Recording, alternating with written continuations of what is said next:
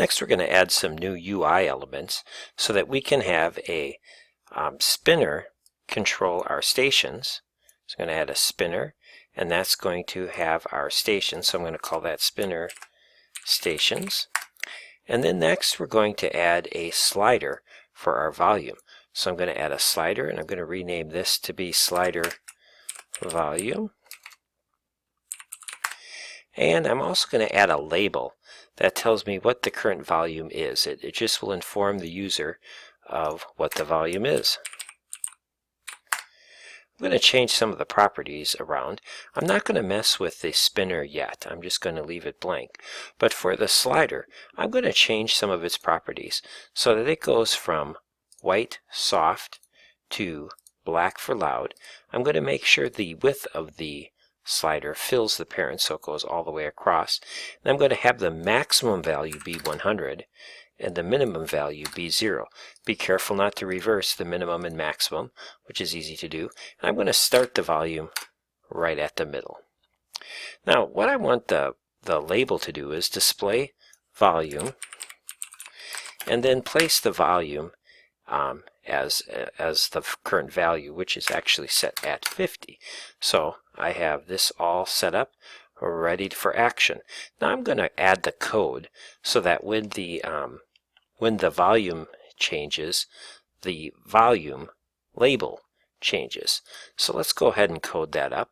I'm going to have the slider, when the slider position is changed, I'm going to change the volume of the, I'm going to do two things. I'm going to change the volume of the player.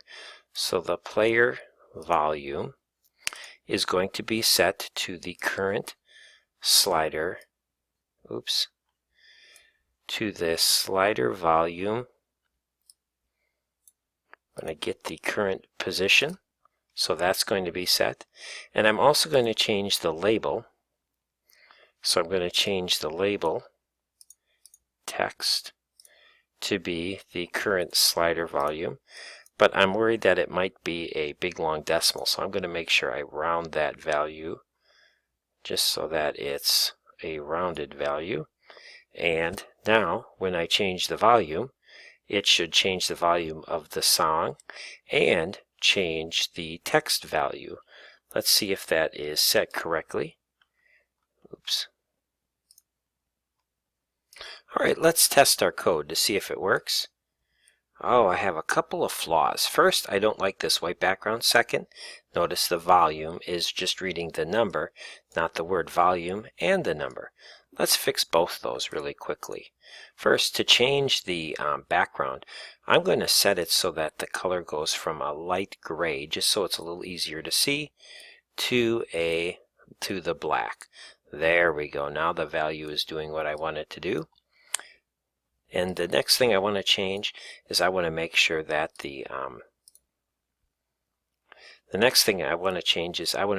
includes the word volume. So I'm going to use the join feature to join the I'm going to join the text volume with a space to that, so that now it will display the word volume, and that's the way I want it to look. Perfect. All is going perfect with my radio player. The volume changes, and all the way to a mute, and the number changes.